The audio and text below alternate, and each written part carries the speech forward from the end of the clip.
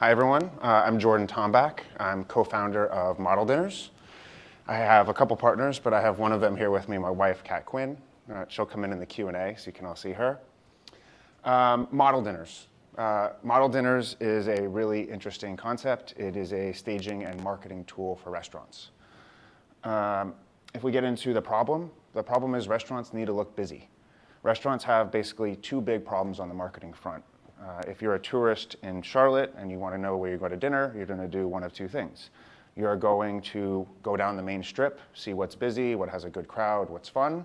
You need to be busy in person, and you need to be busy online. 67% of people check social media before they go out. Yelp, Google, Instagram, TikTok, you need to be relevant. More so now than ever, because no one knows what's open anymore because everything's been shut down for a year. This is what our solution looks like. It is a simple barter. Models come, they sit at the front table, you're trading the food and drink for a post. We also incorporate a cash compensation of 20%, which is great if a restaurant just opened, they're training, very simple concept. If we look at case studies on this, International Journal of Hospitality Management did a great study on this, where they basically said if your restaurant is crowded, it equates to high quality food, good reputation, and you have a lower food price. Even if the food's more expensive, you're so caught up in the experience, you're not focusing on the price. If you're the only one in the restaurant and it's quiet, it just has a lower perception. Our target market is restaurants. After restaurants, I'll get into our monetization strategy in a minute, but we do a geo-targeted ad where we then help steer your experience for the evening.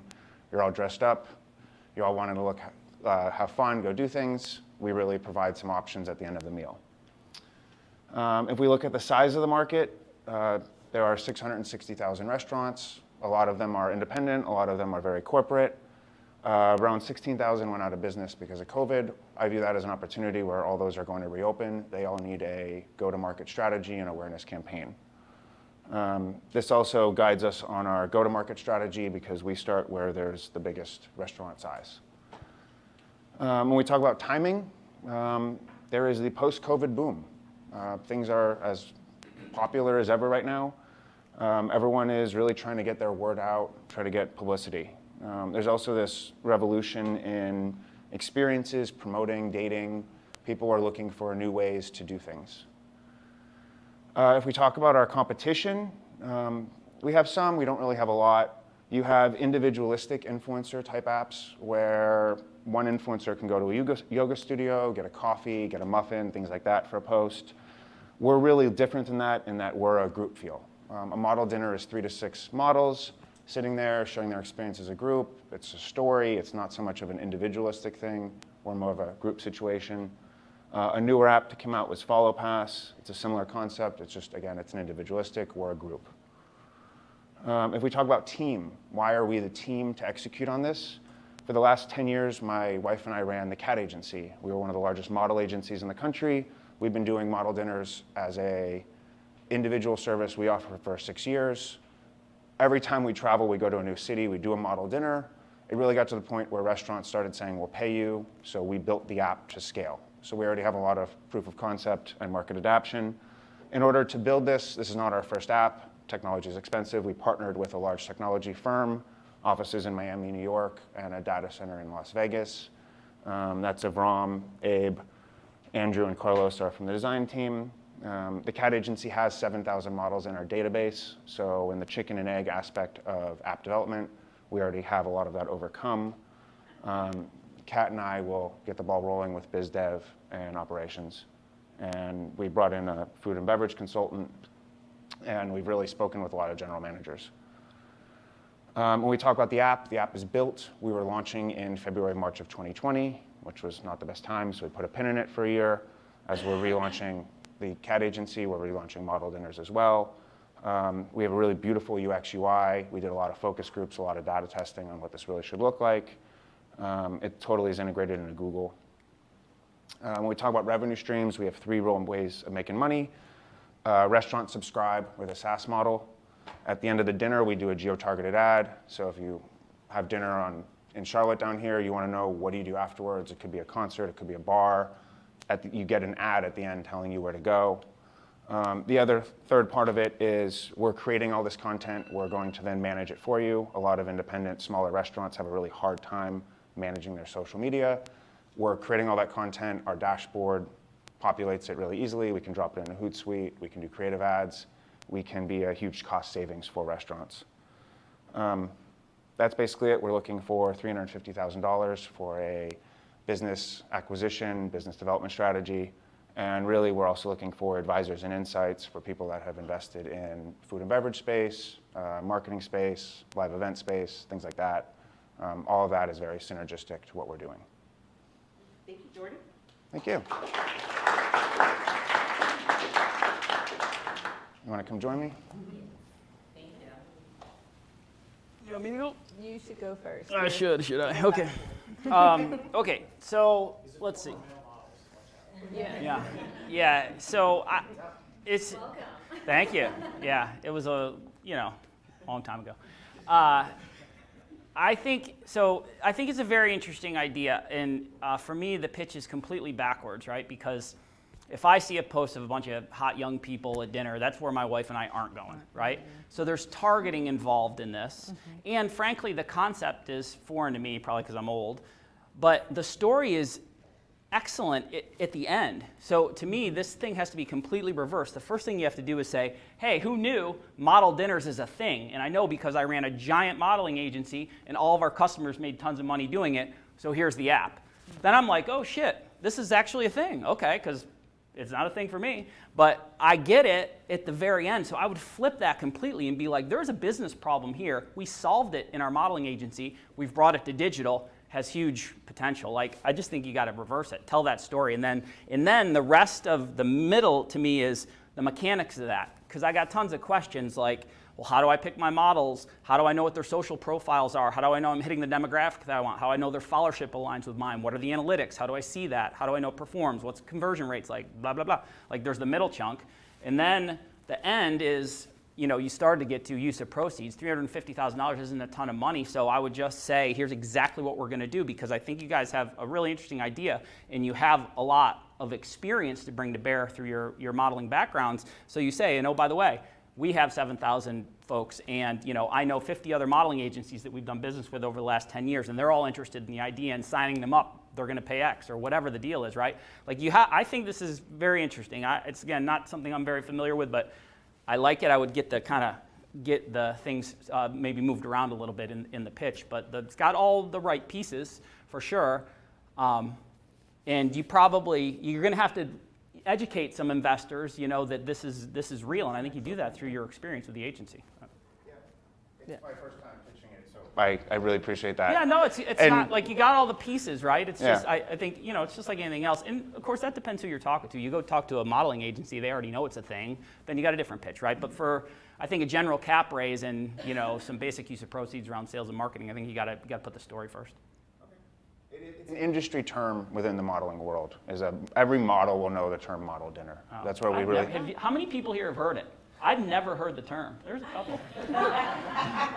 Yeah. You know what I mean? I mean, it's just like anything in that's industry or domain specific, right? I mean, it might not be that you guys have or lived it, right? But it's popular in the influencer stage as well, that influencer space. That's right. Models has become a very broad term now, right? Because of everything going on. So you don't just need to be a model. Really, that's the pun that we made the name on, because that was the original industry term.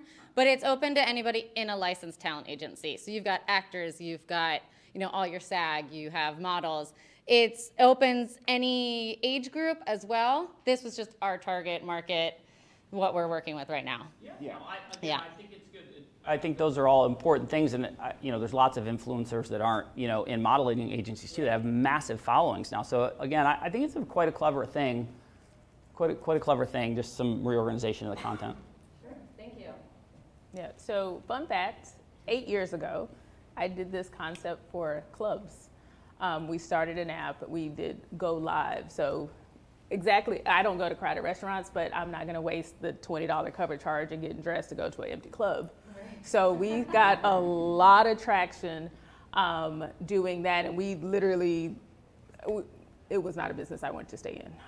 But ultimately, I think everything that Steve said, I think from a pitch perspective, I do think all the pieces are there. I'm curious to know from a restaurant perspective, do they see the ROI? Like, is there a way to directly tie, oh, you paid for this thing, these things were staged, you had all of this presence, via social media, and you saw an uptick in your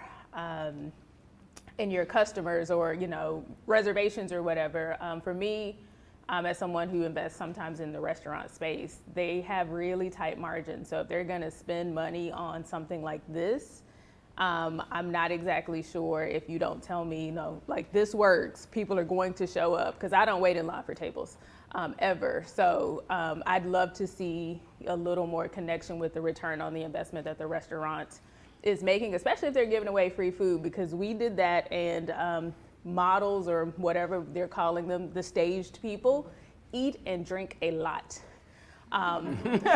It's free, and so they gobble, and the costs go through the roof. And so it's not worth it if, for a $6.99 subscription, if they just ate $1,000 and, they're popping champagne bottles. So I'm sure there are rules, but ultimately I'd love to see that return on investment if I'm a restaurateur. Yeah, I would say one other thing too about the business model. You bring up a good point. I think you have to be careful. I liked every bit of it until you said, and then we're going to manage their social for them. And now you're a services businesses, and those businesses, they kind of suck, because I just sold one a couple years ago and it took me like 20 years. Yeah. So I think you got to make a decision here. And also I think, if you have a really good app and you have a great digital strategy and you've got all these connections in the agency world, I think you should be staying on the tech side. Yeah. And there's a cottage industry of, great marketers who do nothing but help restaurants promote. Mm-hmm. Build it as a platform for them, as an integration into them. They've already got the restaurants, they got the contacts, they know the owners, they're working all sorts of channels for them to try and bring in traffic. This is another tool for them. And you're looking at scale on a much quicker basis and no hand-to-hand combat overselling. And those folks are very good at that, the folks that do retail and restaurant marketing, and they have tons of tools, and they love tools because they're trying to scale and digitize everything themselves. So I don't love hearing any interest at all in the services side. I love the tech side as an investor. Yeah. Just a question, is this supposed to look like sunglasses? Because it totally looks like sunglasses to me. Is that on purpose? Sure. Oh, okay. No. I might need that cognitive thing because something's going on. I should have made it look like 4 meals, 4 portions. Just to highlight one thing you mentioned, it is really controlled. A general manager, it's a tool. We're making a very complicated problem very simple, which is in my mind how you become successful. So if you're a general manager, to facilitate this is really hard. They're not going to do it. But to be able just to make a little reservation the way anyone will make a reservation, and then the models show up, and then you get delivered content, is a very simple model. When you do it, we figure you'll upload the happy hour menu, you'll give a drink, you'll give 2 appetizers. It's really controlled. A lot of times it's food they're tossing, and they might do it on the off nights. Most people don't want to, I agree, we don't want to wait for tables, but you also don't want to eat alone. And a lot of your whole experience while you're going out is because it's busy. And I can just tell you from years of being in a model agency, whenever we go sit down at a restaurant with a few people, and we're from Miami, so we're transplants up here, but if you take Miami, New York, LA, Vegas, like very tourist-centric places, that main strip, if you have people sitting outside that are having fun, it will be filled. So to your point about ROI, a general manager in just one night, because we've done this so much, will see I got 5 more tables just because that one table was there. That paid for the whole subscription, and then all that content and everything they have is all really just gravy. And just organizing all that content is really hard for them, so we're making that very simple. And then to your point, it's sort of an afterthought, but we just figured we have this dashboard, we have all the content there. Independent restaurants aren't really that great at hiring an independent person to do their social media. They're spending $2,000 or $3,000. We can come in at $1,000. It pays for the whole thing with just that value savings. And that. Yeah, I think I get that part. What I would say is this seems to me to be going to be largely higher end food experiences. Doesn't have to be completely, but likely to be. And I think professional restaurateurs are often multi-venue folks, and I think they tend to have, my personal opinion is, I know a few of them, not too many, but they're more likely to have agencies and people to be working multiple channels, to be trying to figure out how to measure across multiple channels. I'm in the newspaper and I said something at the Panthers halftime and I had these models show up, and it's just, retail marketing is heavy, it's become more and more analytical, and it's only going more that way. And so you're always comparing your kind of, route to market or your channel versus other channels, and there's new channels popping up all the time for them. So I agree. I think a lot of people do ignore it, and they're probably not going to hire somebody. So if it were super easy to use, there's nothing that would prevent a solo restaurateur from using it. My point of view is more, if you're going to ask me for some money and you're going to use that $350 grand to go talk to restaurant guys, I'm going to say, If you said $350 grand and we've got 75 meetings with the top restaurant marketing companies in the US, I'd say, sounds interesting. That's all. Thank you. Thank you. Thank you.